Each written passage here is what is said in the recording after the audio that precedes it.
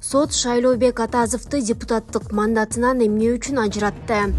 Жогорку кеңештин 6 мартындагы жыйынында депутат Чыңгыз Айдарбеков Бишкектин административдик соту Шайлообек Атазовду депутаттык мандаттан эмне үчүн ажыратканын сурады. Суроолорго жогорку соттун судьясы Кыдык Чунушбаев жооп берди. Айдарбеков депутаттарга карата өзүнчө конституциялык мыйзам иштээрин айтты. Бул мыйзамда кайсы себептердин негизинде депутатты мандатынан ажыратса болору так жазылып турат. Эмнегедир 2,5 жылдан кийин бирөө кайрылып ал добуш сатып алып келди деди. Маселе 1 айдын ичинде каралышы керек болчу. Эмне үчүн мындай болуп жатат деп сурады ал.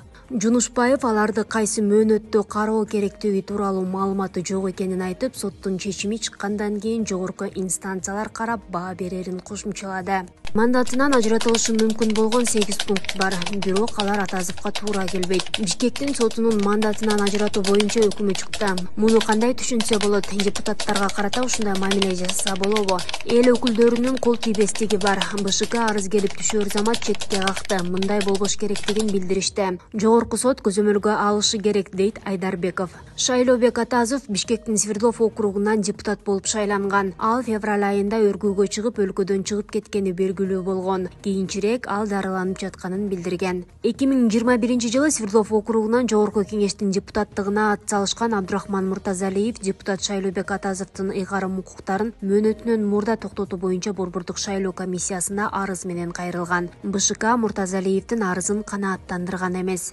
Сот БШКга 2022 жылдын 9 мартындагы Муртазалиевдин каттоосу жокко чыгарылган чечимди кайра артка алып, Муртазалиевди Свердлов округунан шайланган депутат деп табууну тапшырды.